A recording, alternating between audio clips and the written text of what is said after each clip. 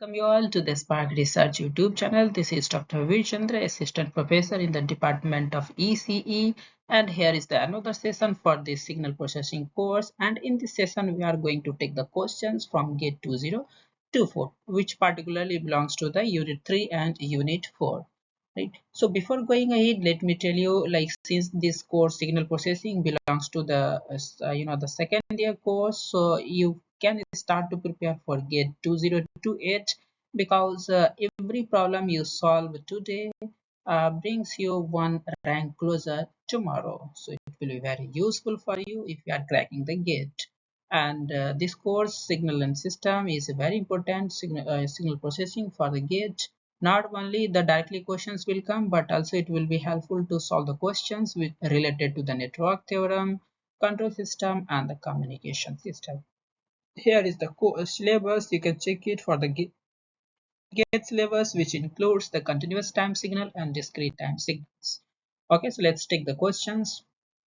So first question is that for a casual discrete time LTI system with transfer function. So the question is casual discrete time LTI system. LTI means time linear time invariant system, and having the transfer function is given here. H of z is a transfer function, right? So here h of z is given 2z square plus 3 divided by z plus 1 by 3 and into z minus 1.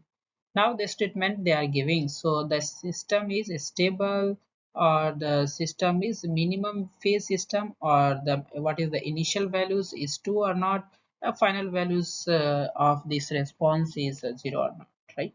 So as per your answer key, A, C, D are correct. So let's see the solutions. So here, first of all, you can check the pole zero plot for your, your questions. And now, if you will plot the pole zero plot, that poles are lies inside the,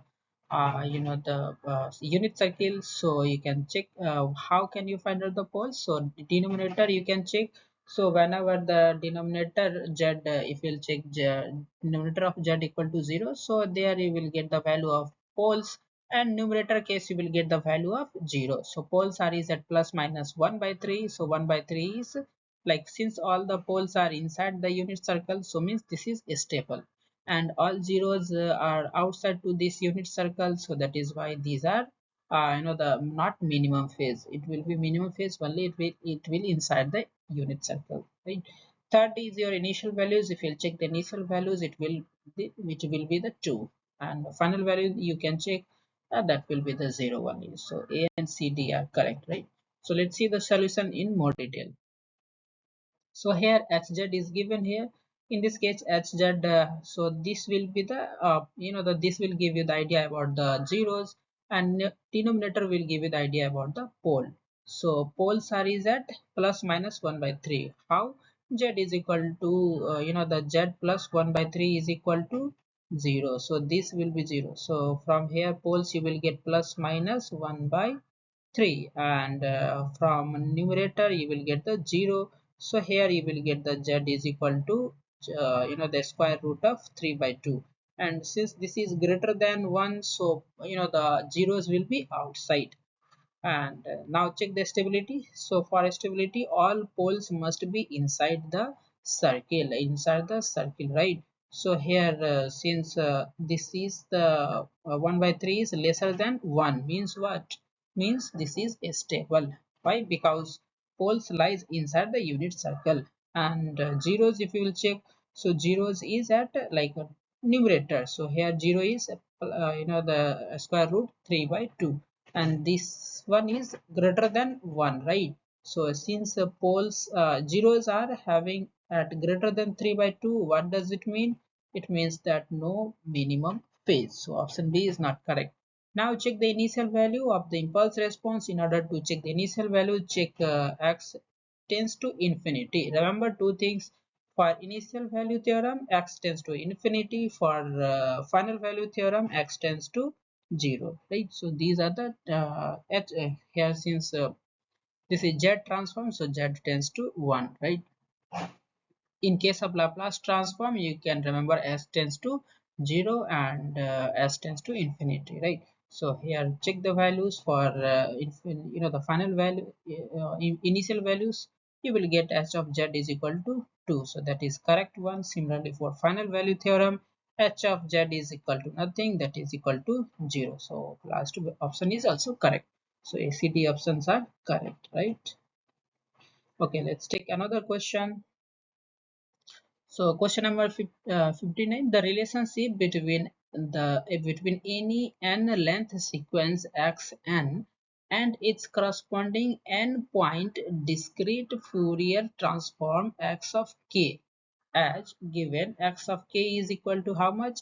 Fourier transform of f of x of n, right? So now in another sequence yn is also formed as yn is equal to f of x of n. And what is this, and how, what is this, what is the relation in between x of n and x of k here?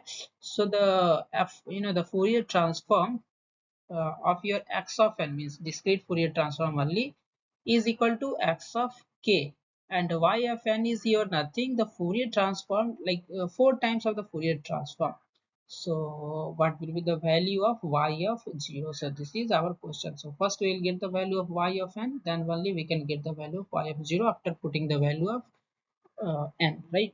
So for x of n, sequence is given. So this is the sequence. Sequence means the discrete values, like given at 0 the amplitude is 1, at 1 the amplitude is 2, and likewise the sequence is given, right?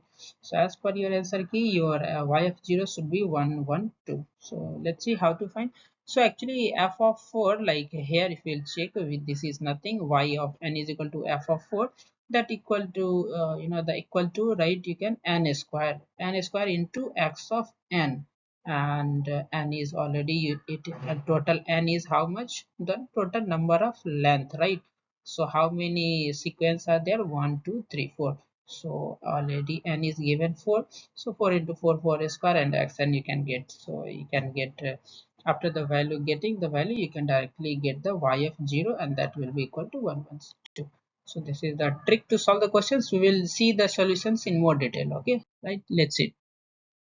So as you know, f of 4 will be n square x of n. Why is it so? N square x of n. Why is it so? We will talk about in the upcoming slide. Okay. And x of n is already given, and n is equal to 4 also given. So here first we will find out the y of n. So y of n, just use this equation here. So 4 into 4 equal to 16, and x of n. And x of n is already given here. So just put the value of x of n here. So y of n will be how much? This 16 into 1, 16 into 116, and then 16 into 2. So 32, and 16 into 1 again. So like that you can get the values of the y of n. After getting y of n, just get the y of 0, right? So add all these and you will get the value of 1.2. Okay. So some more detail about these solutions here. Like what is this f of x of n? So that is nothing, n of x of minus n twice, right? Here only 2 times, but if we'll make it 4 times, here it is 2 time only, and here it is 4 time. And how is it so? We'll see in the next slide. So here n square into x of n, and n is already given in 4, and xn is also given here. So y of n will be nothing, your f of 4 x of n. From here only you can use this equation. So put the value of x of n only. So here you will get the y of n, that is 16 into 1213, and so this is yn. After getting the value of yn, you can use this expression to calculate the y of 0, because this is nothing, n is equal to 0 to n minus 1 and y of n. So further you can get the y of 0 is equal to 1. Okay. So just I left this one. So how exactly x of k is what? So in the question itself it is given x of k is nothing, f of x of n. And how will you find out this f of x by k? So here you can see x of, like if you are converting x of k into the frequency domain, that is you have to the multiply by e to the power of minus j twice pi by capital N into m. That is, this is a Fourier discrete transform, right? So DFT. Now after getting the DFT, you can convert back into the IDFT, that is you can get the the frequency domain to time domain. So how will you get the time domain? So divide by 1 by n, that is total number of length, and multiply it to the power j omega twice, the j omega n. So further you can rewrite this equation, that is n of x of n. This n will go in the left side, n of x, and then you will get this term, right? So here just twice, the if you are just you are getting by twice only. Now same things if you will repeat 4 times, then in this case you will get f of x by k is equal to, like here you can check that just it is the the one replaced with the n with the minus of n, then you will get IDFT. Summation gives the exact summation we found in the second IDFT, right? So that is why we are using. And if you will repeat that for 4 times, you will get nothing, that is your n square. So n into n is equal to, it will be n square. So that is why we are using this expression, right? So for 2 times you will get n of action. Okay, so that's all in this session. Thank you. Before leaving, let me tell you this: play today, stay healthy tomorrow, and learn for your lifetime.